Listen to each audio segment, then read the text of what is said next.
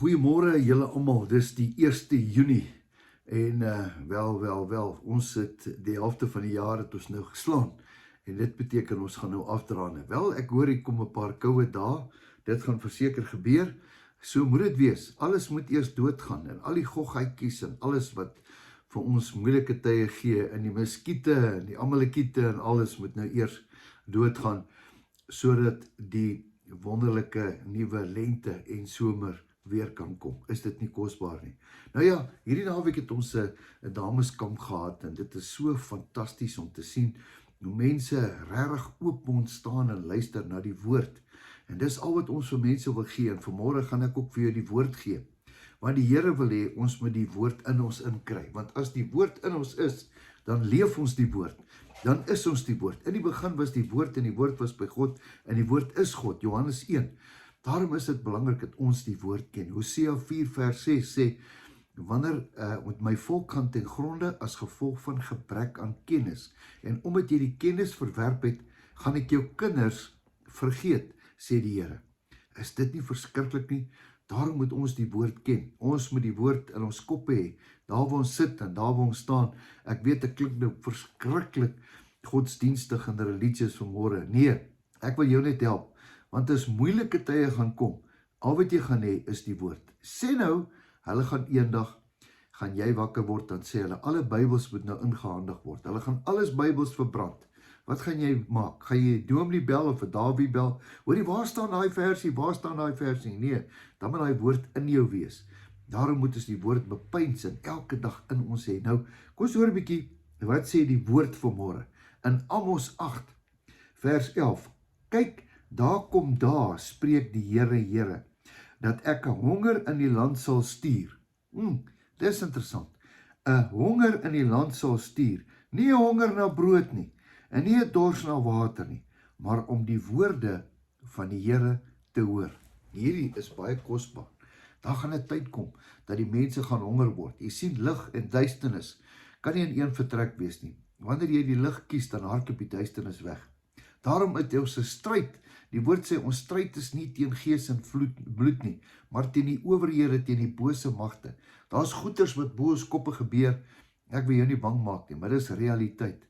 Ek dink maar net die Here maak ons oë toe dat ons dit nie kan sien nie, want anders sê jy nie wil opstaan elke dag nie.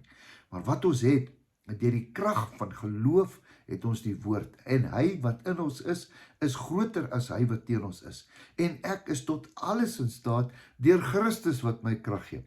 As God dan vir my is, wie kan teen my wees? So moet ons die woord spreek elke dag. Die woord gee hoop, die woord gee krag. Die woord leer ons, die woord maak ons sterk, die woord voed ons, die woord gee ons kos, die woord gee ons wysheid, die woord. Eendag het iemand gesê, die woord is soos brandewyn. As jy brandewyn vat, dan vat brandewyn jou. Is dit nie so nie? Het jy gesien hoe snaaks kan hou word as hy die brandewyn gevat het? Hy doen snaakse goed, maar dis nie hy wat nou daar is nie, dis die brandewyn wat praat. Hy spring op tafels en hy maak musiek en jong, ek jou sê, hy word sterk en hy word, daar kan hy sommer begin te huil en hy kan snaakse goed doen. Hoekom? Want die brandewyn het omgevat. So moet ons die woord vat. As ons die woord vat, gaan die woord ons vat. Nou ja, dit is 'n mondvol vir oggend. Ek wil jou hierdie weer lees. Daar kom daar, spreek die Here, dat ek 'n honger in die land sal stuur. Ek sien daar is 'n honger. Die mense ken nie die woord nie. Hulle laat hulle oor aan enigiets. Hulle vertrou ander mense. Eendag het iemand gesê, ek betaal iemand om my te help om die Bybel verkeerd te verstaan. Is dit nie tragies nie? Dat jy iemand moet vertrou vir jou die Bybel te lees, kom jy self in die woord in. Dan weet jy wat jy aangaan. Jy het nie 'n dominee of 'n pastoor nodig nie. Jy kan lees, as jy lees van die woord, lees wat die waarheid is. Ja, dominees en pastore is baie belangrik. Hulle help jou, hulle verduidelik vir jou. Maar baie keer vertrou ons hulle, en ons sê, wag, ek sal my dominee gaan bel. Nee, weet jy, dit is vir my eintlik hartseer, om te dink dat baie manne, baie vrouens kan nie eens oordentlik bid nie. Want bid is 'n vaste vertroue. Daar waar jy sit, daar waar jy staan, om te sê, Here, hier's ek bid vandag, ek glo vandag met my hele hart.